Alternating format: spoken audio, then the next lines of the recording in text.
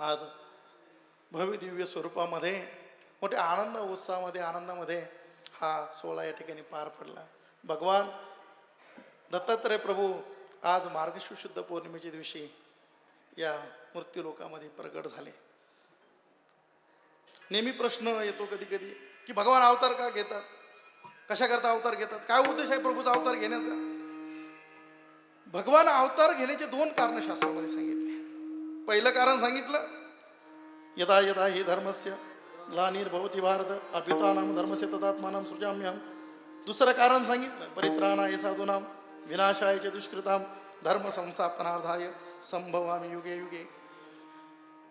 धर्माची स्थापना करण्याकरता, अधर्माचा नाश करण्याकरता, साधू महापुरुषांचं रक्षण करण्याकरता आणि दुष्टांचा संहार करण्याकरता भगवान या मृत्यूलोकामध्ये अवतार घेत असतात, प्रगट होत असतात.